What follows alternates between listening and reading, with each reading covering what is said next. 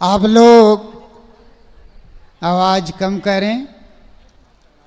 मैं अभी आपके बीच ये कह रहा था, सुनते सुनते आलस चंडाल भी घेर सकता है। उस आलस चंडाल को भी भगाना है। अब हो सकता है मच्छर चंडाल भी अगल बगल वो छेदता हो, उनको भी भगाना है। भगाने का साधन क्या है? वो है जयकारा है।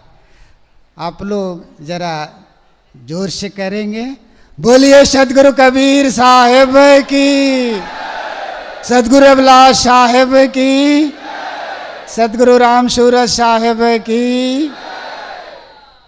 बहुत बहुत धन्यवाद।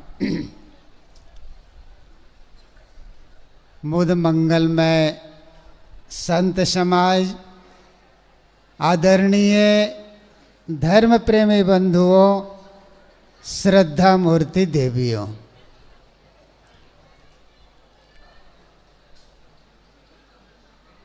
कबीर संस्थान प्रयागराज का प्रथम दिन का यह दूसरा सत्र है, जिसमें गायकों के द्वारा आप सब भजन भी सुना, संतों के द्वारा विचार भी आप लोगों ने हम लोगों ने सुना। मेरे लिए भी निर्देश हुआ है, आइए कबीर साहब की वाणी के आधार पर आपके बीच निवेदन प्रस्तुत है। सदगुरु कबीर ने कहा है, भक्ति प्यारी राम की जैसी प्यारी आग, सारा पट्टन जरिमुआ बहुरिल आवे मांग। सदगुरु कबीर कहते हैं, राम की भक्ति, गुरु की भक्ति कैसी प्यारी होनी चाहिए? जैसी आग, सारा पट्टन जरिमुआ बहुरिल आवे मांग। सदगुरु कबीर कहते हैं, यदि खुदा न खास्ता पट्टन, बाजार, गांव नगर में आग लग जाती है तो गांव नगर बाजार को आग जला करके खाक कर देती है, लेकिन आग से उपेक्षा हम नहीं करते। बहुरिल आवे मांग, पुनः मांग करके आग से काम लिया जाता है। यहाँ कबीर साहब कहना चाहते हैं, चाहे जैसी भी प्रतिकूलता जीवन में आए, जैसी भी जीवन में समस्या आए, उसके बाद भी हमारी भक्ति कैसी प्यारी होनी चाहिए? जैसी आग। आजकल लोग भक्ति को क्यों छोड़ बैठते हैं? घर में कुछ समस्या आई, परिवार में या जीवन में कुछ प्रतिकूलता आई, लोग सोचते हैं कि हमारे यहाँ हमारे जीवन में भक्ति साचती नहीं है, और वे भक्ति छोड़ बैठते हैं। कबीर साहब कहते हैं, चाहे जैसी भी समस्या आए, जैसी भी प्रतिकूलता आए, हमारी भक्ति आग के समान प्रिय होनी चाहिए, क्योंकि भक्ति से ही हमारी मुक्ति होती है। बिना भक्ति की किसी की मुक्ति होने वाली नहीं है। स्वामी शंकराचार्य ने भी कहा है, मोक्ष कारण समग्र्याम भक्तिरिव गरिषि।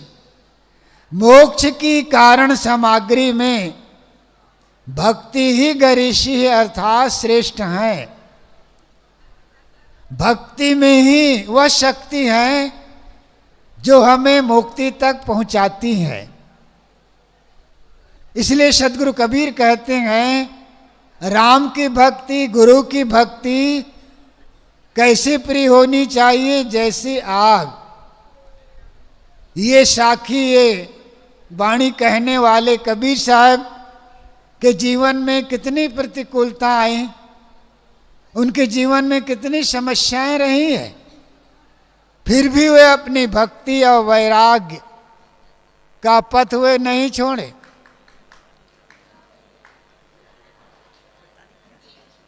ताली बजाने की जरूरत नहीं है।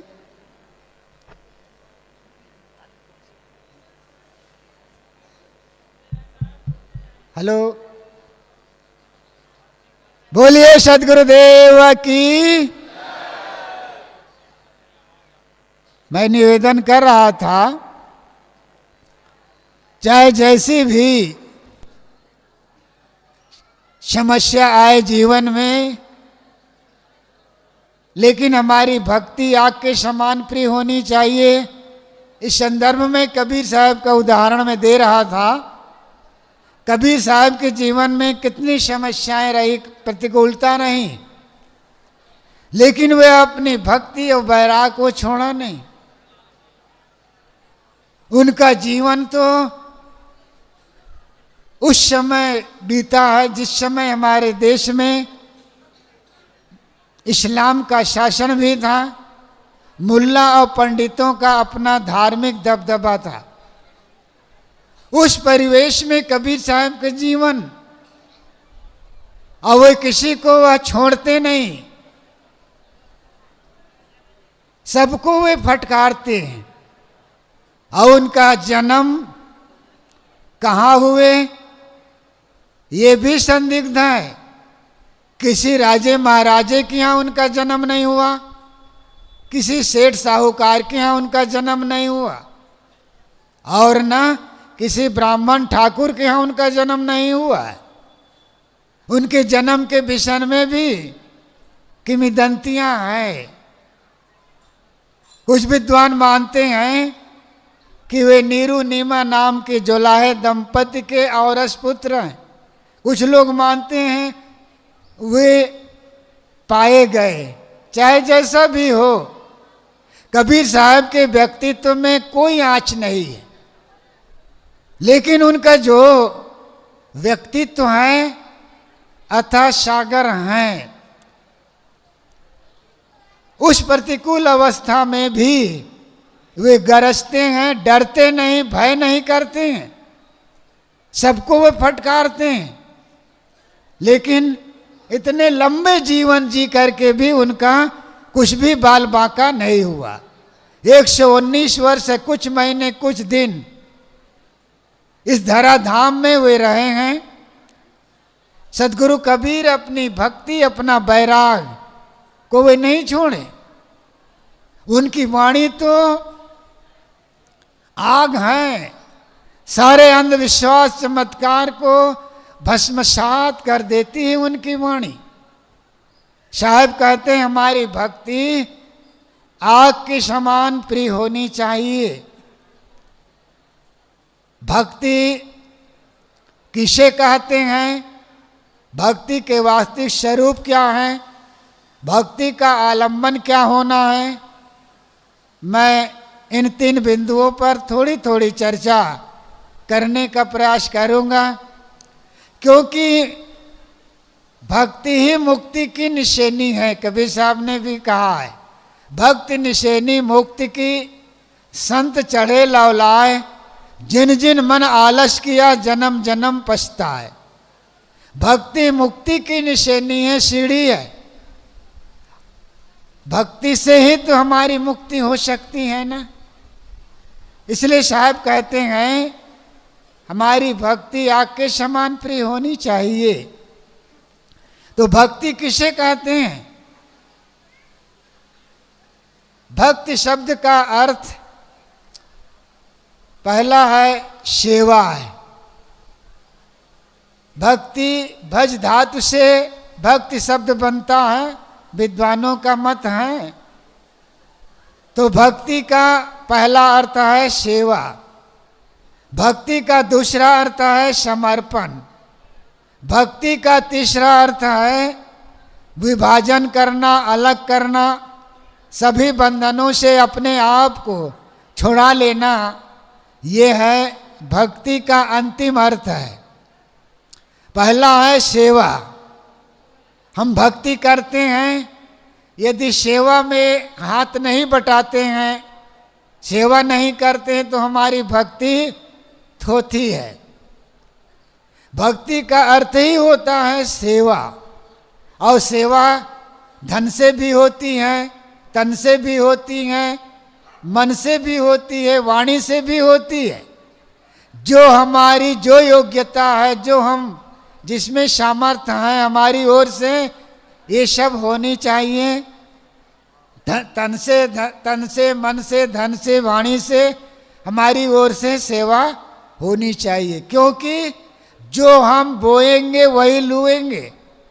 ये सेवा से ही तो मेवा मिलता है। तो भक्ति का पहला अर्थ है सेवा। भक्ति का दूसरा अर्थ है समर्पण। जिस गुरु से हम दीक्षित हैं, जिस मत से, जिस संप्रदाय से, जिस मजहब से जहाँ हम जुड़े हुए हैं, वहाँ हम पूर्ण रूप से समर्पित होना, ये भक्ति है। आधे अधूरे मन से नहीं, पूर्ण मन से समर्पित होना, ये भक्ति का दूसरा अर्थ है। भक्ति का तीसरा अर्थ है विभाजन करना, अलग करना, सभी बंधनों से अपने आप को छुड़ा लेना, ये भक्ति का अंतिम अर्थ है। वैसे भक्ति का अनेक अर्थ है, लेकिन मैं 3 बिंदुओं पर चर्चा करने का प्रयास करता हूँ। तो भक्ति का तीसरा अर्थ है विभाजन करना, अलग करना, सभी बंधनों से अपने आप को छुड़ा लेना, ये भक्ति का अंतिम अर्थ है।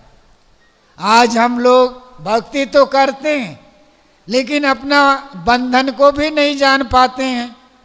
भक्ति भी चल रही है, बीड़ी भी चल रही है, भक्ति भी चल रही है, गुड़ाखू तंबाकू भी चल रहे हैं, भक्ति भी चल रही है, मन से ईर्षा, मान, छल, क्रोध निकल नहीं रहे हैं।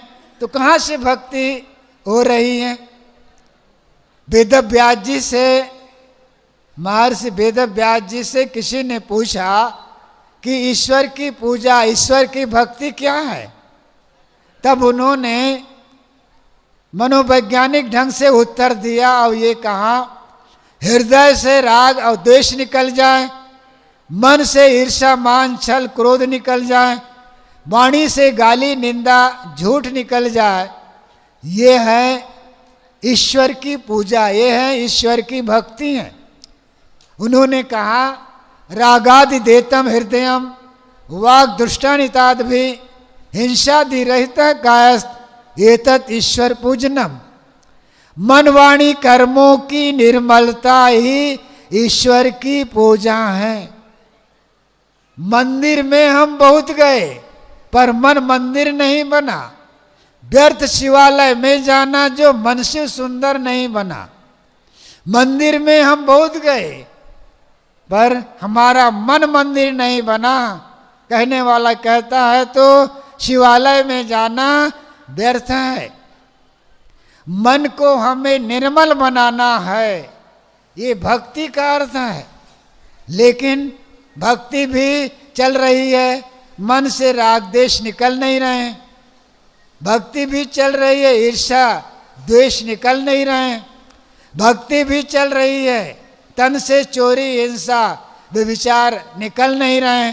कहाँ से भगवान की पूजा, कहाँ से ईश्वर की भक्ति हो रही है हमारी ओर से? असली अगर भक्ति कही जाए तो मन, वाणी, कर्मों की निर्मलता ही ईश्वर की पूजा है, गुरु की पूजा है, गुरु की भक्ति है।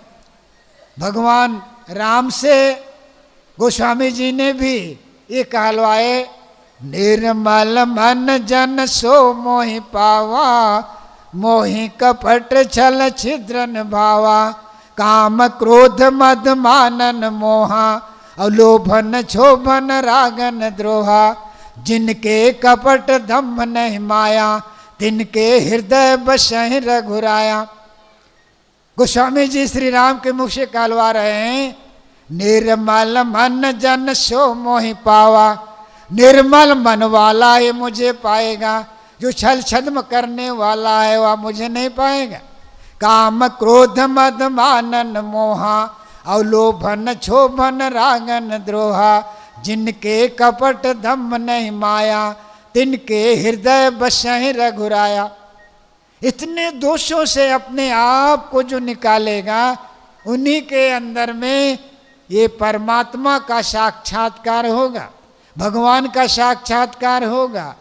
इस दिखावा भक्ति से कल्याण होने वाला नहीं है। इसलिए कहा गया कि तुमने आंगन नहीं बुहारा, कैसे आएंगे भगवान, कैसे आएंगे भगवान। निर्मल मन बिना आपका परमात्मा का साक्षात्कार नहीं होने वाला है। ये हृदय आंगन को बुहारना पड़ेगा। मनवानी कर्मों की निर्मलता ही ईश्वर की पूजा है। चाहे हम मंदिर में जाएं या न जाएं, गुरुद्वारा में जाएं या न जाएं, सत्संग में आए या न जाएं, अगर हमारा मन पवित्र है, वाणी पवित्र है, कर्म पवित्र है, तो हम असली गुरु की पूजा, असली गुरु की भक्ति या भगवान की पूजा या परमात्मा की पूजा हम कर रहे हैं। इसलिए स्वामी शंकराचार्य कहते हैं, प्रसन्न चित्तम परमार्थ दर्शनम। प्रसन्न चित्त में ही परमात्मा का स्वरूप का साक्षात्कार होता है। विशुद्ध बुद्धि परमार्थ वेदनम। विशुद्ध बुद्धि में ही परमात्मा का स्वरूप का साक्षात्कार होता है। कहने का तात्पर्य है कि मनवाणी कर्मों की निर्मलता ही असली हमारी भक्ति होगी, असली हमारी पूजा होगी। कबीर साहब का यही संदेश है। भक्ति का आलम्बन क्या होना चाहिए, मैं चंद मिनटों में इनको भी कहना चाहूँगा। भक्ति का आलम्बन कबीर साहब ने दो प्रकार के बताए हैं। एक सगुण परमात्मा, एक निर्गुण परमात्मा। सगुण परमात्मा प्राणी जगत की सेवा और निर्गुण परमात्मा अंतरात्मा की खोज, अंतरात्मा में स्थित होना, ये है निर्गुण परमात्मा की प्राप्ति है। सगुण परमात्मा देखो ये प्राणी जगत है। ये सगुण परमात्मा जो साक्षात है, वस्तुतः अपना घर में भी अगर देखा जाए तो ये हमारा घर भी देव मंदिर है, जहाँ प्राणी ही जो रहते हैं और उसमें विशेषकर माता पिता असली देवता हैं, उनकी पूजा, उनकी उपासना ये सगुण भक्ति होगी। ये तो ऋषियों ने भी कहा है, मातृदेवो भव, पितृदेवो भव, आचार्य देवो भव, अतिथि देवो भव। माता देवता है, पिता देवता है, गुरु देवता है, अतिथि देवता है। चार को देवता हमारे ऋषियों ने माना है। और ये कितना विज्ञान है, कितना वैज्ञानिक है। इसलिए गृहस्थी आश्रम में अगर देखा जाए तो पहली जगदम्बा माँ ही है। इसलिए हमारे ऋषियों ने कहा, गृह रूपी मंदिर में जगत जननी माता है, जो साक्षात अम्बा है, जिसका गौरव आचार्य और पिता से कम नहीं है। उपाध्याय से 10 गुना श्रेष्ठ आचार्य, आचार्य से 100 गुना श्रेष्ठ पिता, पिता से 1000 गुना श्रेष्ठ माता गौरव युक्त होती है। इतना गौरव माँ का बताया गया। सर्वतीर्थमय माता, सर्वदेवमय पिता। सभी देवों में देव पिता और सभी तीर्थों में श्रेष्ठ माँ के चरणों को बताया गया। वास्तव में अगर गृह रूपी मंदिर में देखा जाए तो हमारी ये जो माँ है वे साक्षात दुर्गा है, साक्षात लक्ष्मी है और साक्षात सरस्वती है। आज उस दुर्गा, उस सरस्वती की पूजा पूरी दुनिया में चल रही है, लेकिन ये गृह रूपी मंदिर में साक्षात दुर्गा है, साक्षात अम्बा है, साक्षात सरस्वती है। आज उनकी उपेक्षा होती जा रही है। आज भक्ति की बाढ़ आई है चारों तरफ, लेकिन घर में जो माता पिता है उनकी उपासना वो छूटती जा रही है।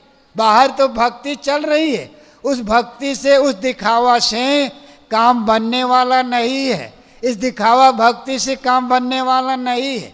इसलिए आज का माहौल देखते हुए व्यंगकारों ने लिखा, आज का माहौल कैसा है, आज की भक्ति कैसी है। किसी ने बढ़िया कहा है, हरे हरे बकरे मुर्गे घरे घरे, राधे श्याम दो दो अंडे सुबह शाम, रोजा रहे रोज रोज मुर्गी मुर्गा मारे खोज खोज, सिया राम मैं सब जग जानी, और बेचहि दूध मिलावहि पानी, रघुपति राघव राजा राम, पता न पावे सीताराम। कुछ लोग मंदिर मस्जिद गिरजाघर गुरुद्वारा में सत्संग में इसलिए आते हैं मन बदलने के लिए, कुछ लोग आते हैं चप्पल और जूता बदलने के लिए। एक जगह सत्संग में तो मोटरसाइकिल ही गायब, एक जगह सत्संग में साइकिल गायब, जूता चप्पल की बात ही और ही है। तो मन बदलने के लिए सत्संग में आया जाता है, मंदिर मस्जिद गिरजाघर में मन बदलने के लिए आया जाता है। लेकिन कुछ लोग ऐसे भी होते हैं जूता और चप्पल बदलने के लिए आते हैं। ऐसे लोगों की भक्ति से मुक्ति होने वाली नहीं है।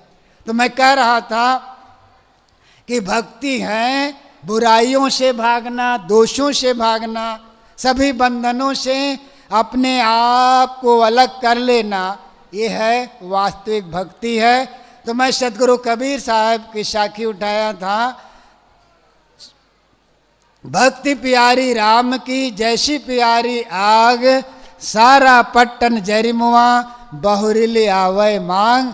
हमारी भक्ति आग के समान प्रिय होनी चाहिए। गुरु की भक्ति, भगवान की भक्ति, या जिनकी उपासना आप करते हैं उस पर आप कह सकते हैं, तो आग के समान प्रिय होनी चाहिए। चाहे जैसे भी समस्या आए, प्रतिकूलता आए, हमारी भक्ति आग के समान प्रिय होनी चाहिए। कुछ देर आपके बीच मैंने निवेदन किया, समय पूरा। एक बार करें जोर से जयकारा, बोलिए सदगुरु कबीर साहेब की, संत समाज की, भक्त समाज की, साहेब बंदगी, साहेब बंदगी।